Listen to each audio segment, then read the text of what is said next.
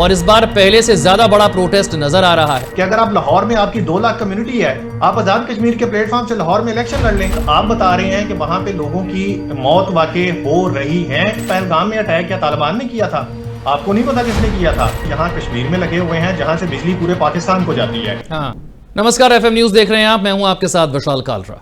पाकिस्तान में सरकार के खिलाफ लगातार आक्रामक विरोध प्रदर्शन जारी है और इस दौरान पुलिस फायरिंग में 2 लोगों की मौत भी हो गई। 22 से ज्यादा लोग घायल हो गए हैं। मीरपुर, कोटली और मुजफ्फराबाद समेत कई जगहों पर प्रदर्शन और रैलियां हुई हैं। विरोध प्रदर्शनों के दौरान बाजार और दुकानें पूरे तरीके से बंद कर दी गई। JKAC ने पाकिस्तान सरकार को चेतावनी दी है कि वो जल्द ही एक बड़ी रैली का आयोजन करेगी। आंदोलनकारियों ने चेतावनी दी है कि मांगे पूरी होने तक आंदोलन जारी रहेगा। JKAC ने 38 बिंदु वाला एक चार्टर जारी किया है जिसमें POK के प्रशासन में ढांचागत सुधार की मांग की गई है। नागरिकों का आरोप है कि उन्हें विकास के अवसरों से अन्यायपूर्ण तरीके से वंचित किया गया है। उनके बुनियादी अधिकारों का सरकार दमन कर रही है। लोगों को लग रहा है कि उनके साथ भी बलूचिस्तान जैसा ही बर्ताव किया जा रहा है। तो पाकिस्तान ऑक्युपाइड कश्मीर में बवाल लगातार जारी है। विरोध प्रदर्शन के दौरान 3 प्रदर्शनकारियों की मौत हो गई है। मौत से लोगों का गुस्सा और भड़क गया है। ये 3 तस्वीरें पाकिस्तान ऑक्युपाइड कश्मीर में जनता के रोष और गुस्से की हैं। पाकिस्तान की सरकार के खिलाफ ये गुस्सा है, पाकिस्तान की सेना के खिलाफ ये गुस्सा है। जिस तरीके से इनका दमन किया जा रहा है, इन्हें अपने अधिकारों से वंचित किया जा रहा है। पाकिस्तान ऑक्युपाइड कश्मीर में जिस तरीके से विकास रुका हुआ है, न सड़कें हैं, न पानी है, न बिजली है, न नौकरियां हैं, और इसी बात का विरोध पाकिस्तान ऑक्युपाइड कश्मीर के लोग लंबे समय से करते रहे हैं और बार बार इसी तरीके से सड़कों पर उतरकर वो अपना गुस्सा पाकिस्तान की सरकार और सेना तक पहुंचा रहे हैं। साथ ही दुनिया तक भी ये तस्वीरें पहुंच रही हैं कि पाकिस्तान इनके साथ कैसे जुल्म कर रहा है।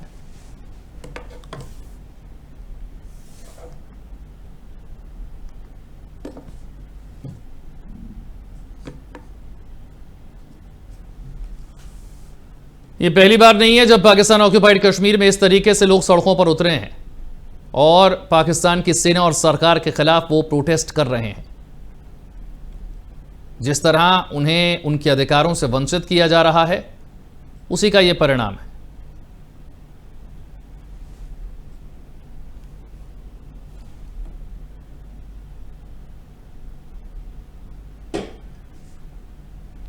पाकिस्तानी पत्रकार राणा अली ज़ोएब साहब हमारे साथ जुड़ गए हैं। राणा अली साहब, बहुत बहुत स्वागत है आपका। जी, बहुत शुक्रिया आपका। हम पाकिस्तान ऑक्युपाइड कश्मीर में जो प्रोटेस्ट की तस्वीरें देख रहे हैं, हमने ऐसा नहीं है कि आज से पहले इस तरह की तस्वीरें नहीं देखी हैं। ये प्रोटेस्ट बार बार होता है और इस बार पहले से ज्यादा बड़ा प्रोटेस्ट नजर आ रहा है। सबसे पहले तो ये समझना जरूरी है कि इस प्रोटेस्ट की जो वजह हैं, जो रीजंस हैं, वो क्या रीजन है, और जिस तरीके से लोगों की वहां पर मौत हो रही है, ऐसा देखने में आया कि निहत्थे लोगों पर गोलियां भी चलाई गई हैं। हो क्या रहा है वहां पर? बहुत शुक्रिया आपका। देखें, सबसे पहले तो मैं आपको ये गुजारिश कर दूं, जो आपका सवाल है कि वजह क्या है इस प्रोटेस्ट की। वजह को 3-4 जो रीजंस हैं वो बड़ी बेसिक हैं, जिनमें सबसे बड़ी जो वजह है वो है कि जो आज़ाद कश्मीर के वहाँ पे गवर्नमेंट में मौजूद लोग हैं, जो इक़्तिदार में मौजूद हैं, लाइक मिनिस्टर्स हैं और प्राइम मिनिस्टर है, वहाँ के लोग ये कहते हैं कि उनकी जो मराआत हैं, मराआत से मुराद ये है कि उनकी सैलरी के अलावा जो उनको अकोमोडेशंस वगैरह दी जाती हैं, जो उनका लग्जरी लाइफस्टाइल है, उसको ख़त्म किया जाए। यानी कि उनकी एक्स्ट्रा गाड़ियां जो उनको दी जाती हैं, जो उनको पेट्रोल दिया जाता है, जो उनके बंगले दिए जाते हैं, जो उनको इलेक्ट्रिसिटी दी जाती है, और बाकी जो मराआत है, जो लग्जरी लाइफस्टाइल है, लोग ये चाहते हैं कि वो खत्म होना चाहिए। वो भी बिल्कुल उसी तरह से जिंदगी गुजारे जैसे एक आम कश्मीरी जो है वो लाइफ गुजारता है। ये जो पहला और सबसे मतलब जो सरकार में बैठे लोग हैं, जो सरकार में बैठे लोग हैं और जो गवर्नमेंट के ऑफिसर्स हैं, उनकी अमीरी, उनको मिलने वाला पैसा, इस बात से ये नाराज हैं कि साहब हम इतनी मुश्किल में जिंदगी काट रहे हैं और आप ऐश कर रहे हैं। ये सबसे बड़ी प्रॉब्लम है। जी बिल्कुल, ये सबसे बड़ी प्रॉब्लम है। अच्छा। वो लोगों की जो डिमांड है वो ये है कि ये खत्म होनी चाहिए। जो सरकारी अफसरान और मिनिस्टर्स और खास तौर पे जो PM हाउस के जो अखराजात हैं, मतलब मैं आपको यहाँ पे बता दूं कि जो प्राइम मिनिस्टर ऑफ आजाद कश्मीर है, उनको जो PM हाउस का सिर्फ और सिर्फ खाने का जो खर्चा है वो एक दिन का 3 लाख रुपए है पाकिस्तानी। तो ये लोग जो हैं ये बेसिकली ये चाहते हैं कि ये जो पैसा है ये अवाम के ऊपर खर्च होना चाहिए, लोगों के ऊपर खर्च होना चाहिए, ताकि उनकी जिंदगी को बेहतर किया जा सके। उसके बाद जो दूसरा सबसे बड़ा इंपॉर्टेंट उनका मुतालबा है कश्मीरियों का, वो ये है कि यहाँ पे जो 12 सीट्स हैं असेंबली की, यानी कि आजाद कश्मीर की जो असेंबली है, वहां पे 12 पॉलिटिकल सीट्स हैं जो के पाकिस्तान के दूसरे इलाकों से लोग इलेक्ट होके वहां पे आके बैठ जाते हैं। उनका ये मुतालबा है कि जो लोग कश्मीर में रहते नहीं हैं, चाहे वो महाजर हैं, मतलब वो एक टर्म यहाँ पे यूज होती है कि महाजर कश्मीरी, कि जो कश्मीर से उठता है वो पाकिस्तान के किसी दूसरे शहर में जाके बस जाता है, तो वो वहां से नुमाइंदगी करता है कश्मीर की, वहां से वोट लेता है, वोट लेने के बाद वो वापस एमएलए बन के कश्मीर की असेंबली में जाके बैठ जाता है। ये पूरे पाकिस्तान से ये टोटल 12 सीट्स हैं जिनका ये डिमांड है अब इस ज्वाइंट एक्शन कमेटी की कि इन 12 सीटों को खत्म किया जाए। उसके पीछे की वजह ये है कि जब भी सेंटर में यानी कि इस्लामाबाद में गवर्नमेंट चेंज होती है, तो उसके बाद क्या होता है कि आजाद कश्मीर की गवर्नमेंट भी चेंज हो जाती है। वो क्यों चेंज होती है? क्योंकि असेंबली के अंदर वो 12 सीटें जो पाकिस्तान की हदूद में रहते हुए लोगों ने जीती होती हैं, वो उनको इस्तेमाल करते हैं और अपनी मर्जी का वहां पे प्राइम मिनिस्टर या प्रेसिडेंट जो है वो वहां पे लगा दिया जाता है। इन हाउस चेंज जिसे हम कहते हैं वो आ जाता है। तो इस चीज को सामने रखते हुए लोगों की यह डिमांड है कि जो यहां पे रहते नहीं है, जो हमारे साथ नहीं है, जो यहां से जा चुके हैं, अगर वो पाकिस्तान शिफ्ट हो चुके हैं, पाकिस्तान में दाखिल हो चुके हैं, पाकिस्तान में जाके रहते हैं, तो फिर उनका हक यहां पे नहीं है। वो वहां पे पाकिस्तान की सियासत करें, वो आजाद कश्मीर की सियासत नहीं करें। तो इसमें पाकिस्तान गवर्नमेंट का स्टैंड क्या है? उनका क्या कहना है कि हम आपके चुने हुए जो लोग हैं वो 12 सीटों पर आपके चुने हुए लोग क्यों नहीं बैठ रहे हैं? ये बाहर से आए हुए लोग कैसे इलेक्ट हो जाते हैं? नहीं, यहां पे थोड़ा सा सिस्टम आपको मैं समझा देता हूं। होता क्या है कि ये जो 12 लोग हैं, जो चुने हुए लोग, जिनको आप कहते हैं कि पाकिस्तानी गवर्नमेंट ये कहती है कि जो आजाद कश्मीर से यानी कि कश्मीर के एरिया से उठ के पाकिस्तान के किसी शहर में आके सेटल होता है, क्योंकि वो एक है माइग्रेंट्स यानी कि मुहाजिर कश्मीरी जिसे हम कहते हैं, वो कम्युनिटी एक या दो लोग नहीं है, वो हजारों में लाखों में लोग हैं जो कश्मीर से निकल के पाकिस्तान के शहरों में आके रह रहे हैं। तो हम पाकिस्तान गवर्नमेंट का ये स्टांस है कि जो लोग वहां से उठ के लाहौर में शिफ्ट हुए हैं, इस्लामाबाद में शिफ्ट हुए हैं, कराची में शिफ्ट हुए हैं, कहीं पे भी शिफ्ट हुए हैं, तो उनकी जो अपनी ओरिजिनल आइडेंटिटी है कश्मीर की, वो अपनी जगह पे कायम है, वो खत्म नहीं हो सकती। ना ही उसको कोई खत्म कर सकता है, ना पाकिस्तान गवर्नमेंट खत्म कर सकती है, ना आजाद कश्मीर की गवर्नमेंट खत्म कर सकती है। तो लिहाजा अपनी कम्युनिटी को यानी कि कश्मीर की कम्युनिटी को आप रिप्रेजेंट करने के लिए हम ये यानी कि पाकिस्तानी गवर्नमेंट ये कहती है कि हम आपको जगह देते हैं कि अगर आप लाहौर में आपकी 2 लाख कम्युनिटी है, आप आजाद कश्मीर के प्लेटफॉर्म से लाहौर में इलेक्शन लड़ लें, अपना कैंडिडेट खड़ा करें, ताकि आप अपनी कम्युनिटी को अपने नेटिव जो आपका इलाका है वहां पर रिप्रेजेंट कर सकें। अब इस चीज को लेके जो कश्मीर में वहां पे ओरिजिनली रहने वाले लोग हैं, उनका ये मुतालबा है कि ये सीटें खत्म की जाएं, इनको यहां से हटाया जाए। जो लोग यहां से जा चुके हैं उनको वापस हमारी असेंबलियों में ना लाया जाए। यहां अगर उन्होंने इलेक्शन लड़ना है तो वो फिर वापस आजाद कश्मीर में आके इलेक्शन लड़ें, ना कि लाहौर में बैठ के, कराची में बैठ के, इस्लामाबाद में बैठ के या पाकिस्तान के किसी भी शहर में बैठ के इलेक्शन लड़ें। मैं इसे समझ गया। मैं डेवलपमेंट के इशू पर आता हूं। ये बार बार सवाल उठता है कि वहां पर इतने सारे हाइड्रो इलेक्ट्रिक पावर प्रोजेक्ट हैं, उसके बावजूद वहां पर बिजली नहीं आती है, वहां पर सड़कों की हालत खराब है, वहां पर लोगों को नौकरियां नहीं मिल पा रही हैं और रोड्स नहीं है, डेवलपमेंट नहीं हो रहा है। वहां की हालत क्या है जिससे लोगों की नाराजगी और ज्यादा बढ़ जा रही है? देखिए, जो आपने हाइड्रो पावर इलेक्ट्रिक पावर्स की बात की है ना, उसमें मैं थोड़ा सा आपको बता दूं कि ये इस वाली एपिसोड से पीछे यानी कि अगर 2-3 माह पहले हम चले जाएं तो आपने ये देखा था कि इसी तरह का एक प्रोटेस्ट जो है वो उठा था, जिसमें ये डिमांड थी कि चूंकि बिजली के पावर प्लांट्स यहां कश्मीर में लगे हुए हैं जहां से बिजली पूरे पाकिस्तान को जाती है, तो हमें इस बिजली का जो रेट है उस रेट के ऊपर निगोशिएशंस हुई थी। यहां तक कि कश्मीर की आवाम ने ऑलमोस्ट को 6 माह या 7-8 माह तक बिजली के बिल अदा नहीं किए थे।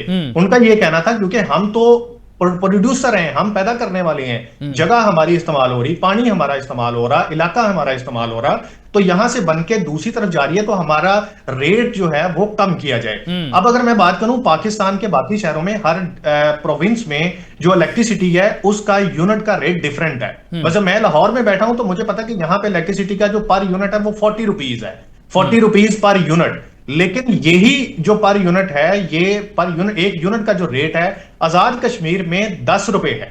यानी कि वो ऑलरेडी जिस मौजू को लेके उन्होंने पहले प्रोटेस्ट किया था, वो गवर्नमेंट ऑफ पाकिस्तान उनका मुतालबा ये मान चुकी है।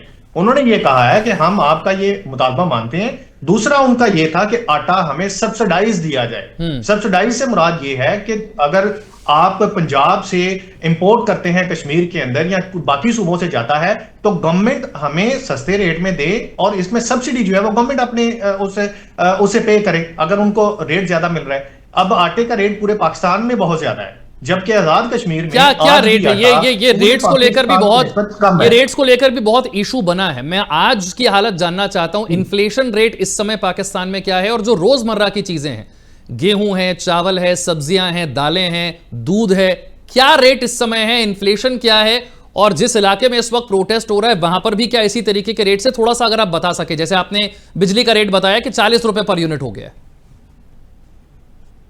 देखिए 40 रुपए का मैंने ये कहा है कि ओवरऑल पंजाब की मैं बात कर रहा हूं। अच्छा, ठीक है, सिंध में रेट और है, किसी में रेट और है, अलग अलग प्रोविंस में रेट अलग अलग है। हाँ, अलग अलग प्रोविंस का रेट अपना है। इसी तरह ही जो इन्फ्लेशन की आप बात कर रहे हैं, हर प्रोविंस का अपना रेट है। तो चूंकि मेरा ताल्लुक पंजाब से है तो मैं पंजाब का आपको बता सकता हूं कि पंजाब में जो चावल है, जो आटा है, उसके बनिस्बत आजाद कश्मीर में जो रेट है वो बहुत कम है, और मैं ये कहता हूं कि ना होने के बराबर है। मतलब हम जब रेट सुनते हैं हमें ये लगता है कि हम क्यों नहीं कश्मीर में रहते, हम आजाद कश्मीर। अगर आप बता सके रेट कितना है और थोड़ी सी कंपैरिजन कर सकें तो शायद ज्यादा समझ में आएगा। मैं आज का आपको बता देता हूं कि पाकिस्तान में, खासतौर पे पंजाब में जो चावल हैं वो 100 रुपीज पर केजी से शुरू होते हैं और 200 रुपीज पर केजी तक जाते हैं। यानी कि वो डिफरेंट उसकी क्वालिटी के हिसाब से कि आपको कौन सी उसकी आइटम टाइप चाहिए, उस टाइप के लिहाज से उसका डिफरेंट रेट है। इसी तरह जो गेहूं है, जो गंदम है, गंदम का रेट और है, जबकि जैसे ही वो चक्की से आटा उसका पीस के निकलता है तो उसका वो तकरीबन को 60 रुपए किलो से शुरू होता है और ऑलमोस्ट 100 रुपीज पर केजी तक जाता है। ये रेट है जो ऑलमोस्ट पंजाब और पाकिस्तान के बाकी एरियाज में चल रहा है। जबकि इसके इवज अगर हम कश्मीर की बात करें तो कश्मीर में ऑलमोस्ट को 20 से 25 रुपए, या बड़ी आप किसी ऐसी जगह पे दुकान होगी या शॉप होगी जहां पे पहुंचना बहुत मुश्किल है तो वहां पे को 5 रुपए आप ऊपर कर सकते हैं। ऑलमोस्ट 50 to 60% रेट्स जो हैं वो ऑलरेडी पाकिस्तान की बनिस्बत वो कम है, लेकिन वहां के लोग चाहते हैं कि हमें इसमें से मजीद, हम ये चाहते हैं कि हम इससे भी सस्ती चीजें जो है वो हमें दी जाएं। तो ये एक उनका मुतालबा है। जो तो क्या है वहां पर दिक्कत, क्या नौकरियां उनके पास नहीं है, पैसा नहीं है उनके पास, या डेवलपमेंट वहां तक पहुंच नहीं पा रही है, इस वजह से वो ये बातें कह रहे हैं, या आपको लगता है कि ये मांगे नाजायज है? नहीं, मांगे नाजायज नहीं है। हाँ। इसको तो मैं तो मेरी पूरी टॉक में ये नहीं है कि मांगे उनकी नाजायज है, बल्कि पूरे पाकिस्तान से लोग ये कह रहे हैं कि जो उनके डिमांड्स हैं वो जायज हैं। जब आप उनका चार्टर ऑफ डिमांड पढ़ते हैं तो वो चार्टर ऑफ डिमांड, हम तो ये कहते हैं कि ये चार्टर ऑफ डिमांड हर एक पाकिस्तानी का भी राइट है। ये सिर्फ कश्मीरी का राइट नहीं है, ये पाकिस्तानी का राइट है। सेम उसी तरह जिस तरह एक पूरे हिंदुस्तानी का राइट है कि उसको तालीम मिलनी चाहिए, उसको साफ पानी मिलना चाहिए, उसको मेडिकल मिलना चाहिए, उसको ट्रांसपोर्टेशन की सहूलत मिलनी चाहिए। और फिर उसके बाद जो एक चौथी बड़ी डिमांड जो है वो मैं आपको बता देता हूं कि वो है एयरपोर्ट। कश्मीरी ये चाहते हैं कि हमारे यहाँ पे कश्मीर के अंदर एक इंटरनेशनल एयरपोर्ट होना चाहिए। वो इस वजह से ये कह रहे हैं कि जब भी कश्मीर से रिलेटेड जो भी लोग हैं उनको जब बैरून मुल्क ट्रैवल करना पड़ता है तो उनको इस्लामाबाद या रावलपिंडी आना पड़ता है। अब इस्लामाबाद आने के लिए उनको कम से कम 4 से 5 घंटे या 6 घंटे 7 घंटे की ट्रैवलिंग करनी पड़ती है। उस ट्रैवलिंग से बचने के लिए, और एक्सपेंस उनके बहुत ज्यादा बढ़ जाते हैं, जिसकी वजह से उनकी ये चीजें, तो ये कहीं ना कहीं पे इंफ्रास्ट्रक्चर को लेके चीजें हैं जो उनकी डिमांड या प्रोटेस्ट हैं, और जो उनका चार्टर ऑफ डिमांड है अगर हम उसको कंप्लीटली रीड करें तो फिर हमें पता चलता है कि वो तो बेसिक उनके राइट्स हैं, नीड्स हैं, जो एक हर उस इंसान की हैं जो इस दुनिया में आ चुका है और जो पैदा हो चुका है।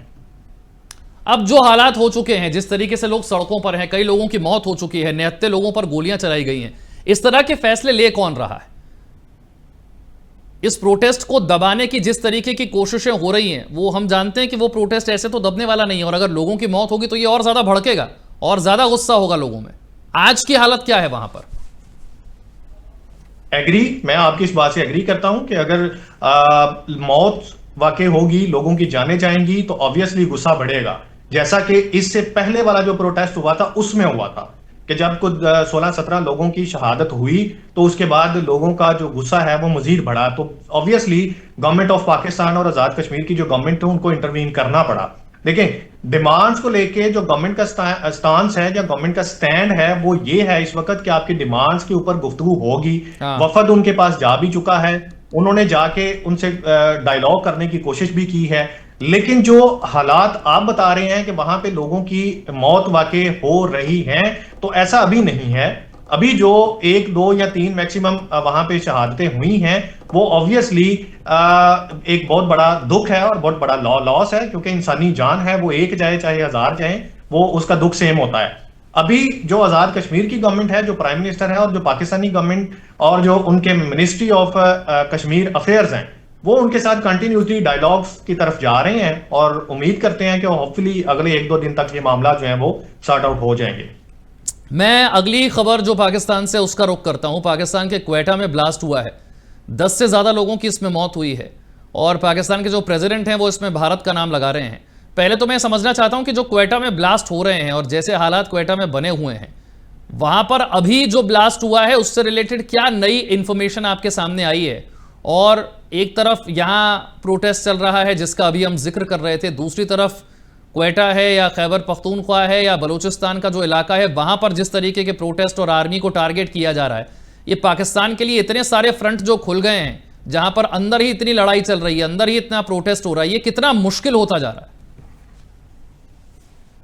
देखें, ये आपने बड़ी अच्छा टॉपिक और बड़ी अच्छी खबर आपने चुनी है और आई होप कि आप मेरे जवाब के बाद ऑफेंड नहीं होंगे।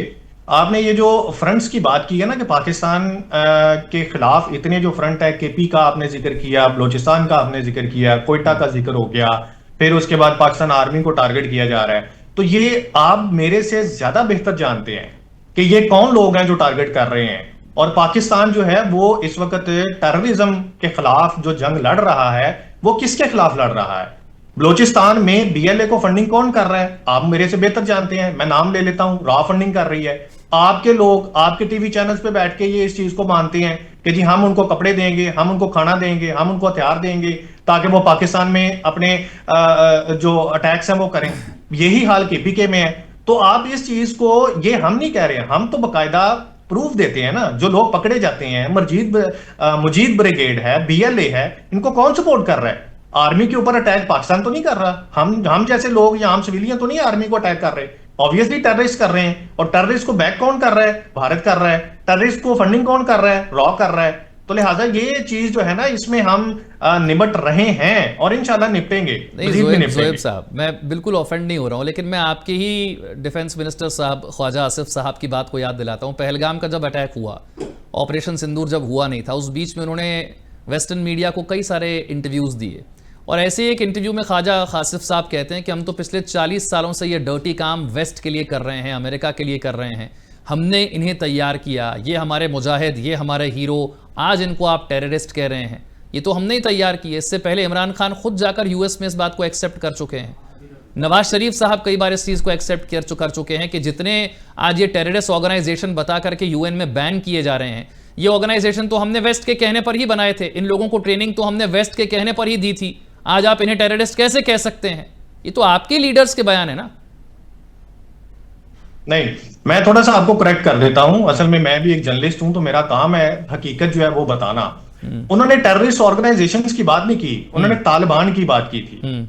आप जरा दोबारा से अगर उनकी स्टेटमेंट निकालें ना, तो आपको स्टेटमेंट नजर आ जाएगी कि तालिबान की, टीटीपी की, तहरीक तालिबान पाकिस्तान की बात हो रही थी और वो मौजूद था अफगानिस्तान में अफगान तालिबान की हुकूमत को लेकर।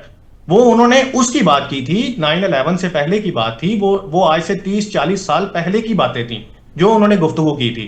रही बात पहलगाम की, तो आप बताएं पहलगाम में अटैक क्या तालिबान ने किया था? आपको नहीं पता किसने किया था? आपके अपने लोगों ने किया था।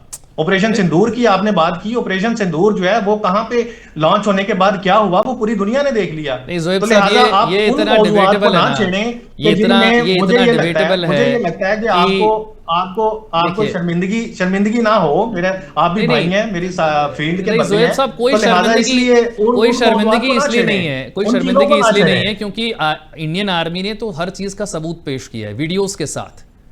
कहां किस एयरबेस पर कितनी तबाही हुई, कहां पर टेररिस्ट ऑर्गेनाइजेशंस के कैंप थे। अभी थोड़े दिन पहले आप ही के वहां पर कई ऐसे लोग थे जो कि पब्लिक रैलीज में एक्सेप्ट कर रहे थे कि मसूद अजहर का जी जो फैमिली है वो टुकड़े टुकड़े हो गई।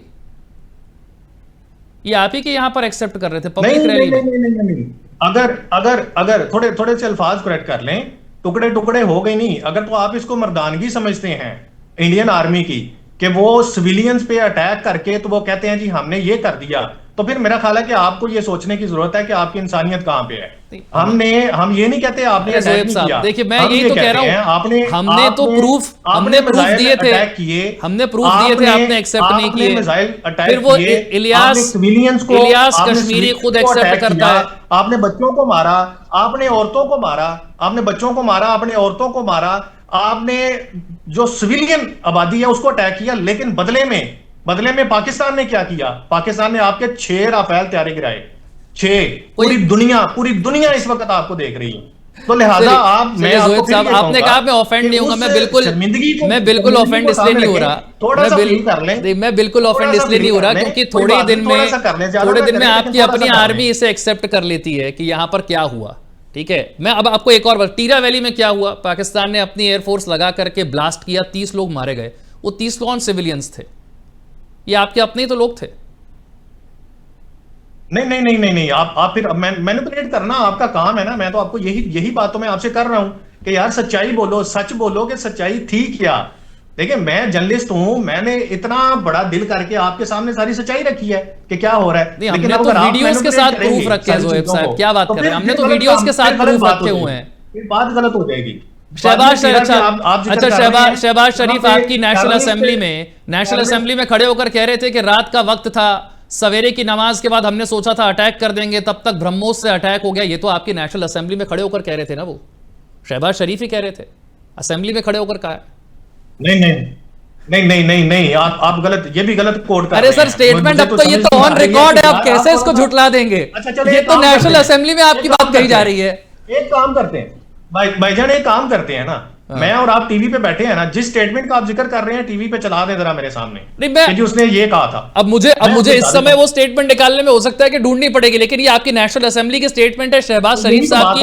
अच्छा आप बता दीजिए कि उन्होंने क्या कहा था? क्या उन्होंने ये बात नहीं कही थी कि सवेरे की नमाज के बाद हम अटैक करने जा रहे हैं, लेकिन तब तक मुझे पता चला कि ब्रह्मोस से अटैक हो गया? जो उन्होंने स्टेटमेंट कही वो आपकी अटैक की थी। अगर क्योंकि मेरे तो सामने से वो स्टेटमेंट गुजरी नहीं है कि जी ब्रह्मोस तो आपका वो सारा तबाह कर दिया हमारे S-400। अरे सर शहबाज शरीफ साहब का स्टेटमेंट क्या था, अगर आप उसे रिपीट कर सके? छोड़ दे, अगर आपको मेरी बात पर यकीन नहीं है आप रिपीट कर दीजिए क्या स्टेटमेंट था। भाईजान मैं ये कह रहा हूं कि 6-0 को पहले आप लेवल करें। देखिए यही तो बात है। अब मैं आपसे आपके प्राइम मिनिस्टर का स्टेटमेंट पूछ रहा हूं, आप उसे ही नहीं बता रहे, जबकि वो नेशनल असेंबली में कही गई बात है। नेशनल असेंबली में तो आपके लोग बड़े कहते हैं। आपकी नेशनल असेंबली में क्या चल रहा है आजकल? आप नहीं बता रहे ना कि क्या कहा था। मैं बाकी सबको छोड़ दूंगा, जो आपके प्राइम मिनिस्टर कह रहे हैं आप उसी से पीछे हट रहे हैं। जोहेब साहब आप अपने प्राइम मिनिस्टर के स्टेटमेंट से क्यों पीछे हट रहे हैं? ये कह रहा हूं कि असेंबली आप अपनी क्योंकि मेरे सामने तो वो स्टेटमेंट गुजरी ही नहीं है ना, जिसको आप बुनियाद आप खुद कह रहे थे अभी थोड़ी देर पहले कि उन्होंने अटैक की बात एक्सेप्ट की है। मैंने ये कहा कि अटैक की स्टेटमेंट को तो छोड़ें, आपने अटैक किया है। मैं कब कह रहा हूं नहीं किया? मैंने कहा कि आपने अटैक नहीं किया। आपने सिविलियन को मारा है, आपने बच्चों को मारा है, आपने औरतों को मारा है। मैं तो कह रहा हूं आपने अटैक किया। मसूद अजहर उसके बाद हमने क्या किया? कौन है मसूद अजहर? कितने राफेल गुजारे? अरे सर मसूद अजहर कौन है जिसकी फैमिली मारे जाने की बात वो इलियास कश्मीरी एक्सेप्ट कर रहा है? वो मसूद अजहर कौन है ये तो बताइए आप। मैं कह रहा हूं, मैं आपसे ये पूछ रहा हूं भाईजान, आपसे ये पूछ रहा हूं कि आपके राफेल कितने गिरे हैं? एक भी नहीं गिरा। बताइए इंडियन आर्मी का कोई स्टेटमेंट, बताइए इंडियन आर्मी का कोई स्टेटमेंट जहां पर एक्सेप्ट किया हो। मैं आपके प्राइम मिनिस्टर का स्टेटमेंट दे रहा हूं, आपके इलियास कश्मीरी का स्टेटमेंट दे रहा हूं, जो आपके पाकिस्तान के अंदर से ये स्टेटमेंट आए हुए हैं। ये स्टेटमेंट कहीं आपके प्राइम मिनिस्टर की बात को आप एक्सेप्ट नहीं कर रहे। सुन ले मेरी बात सुन ले। नरेंद्र मोदी आपके जो प्राइम मिनिस्टर हैं वो टीवी के ऊपर जलसे के अंदर, रैलियों के अंदर कहते हैं जी Donald Trump is my best friend, right? ये मैं code to code, word to word आपको बता रहा हूं। वो बेस्ट फ्रेंड जो है वो ये कहता है कि अगर मैं ना रोकता तो पाकिस्तान इससे ज्यादा नुकसान कर जाता। राइट, हम नहीं कह रहे, हम तो चलो दावा कर रहे होंगे, इंटरनेशनल मीडिया। अरे सर, अब आप अपने देश को छोड़ करके ट्रंप पर आ गए। मैं तो आपके अपने लीडर्स के स्टेटमेंट की बात कर रहा हूं।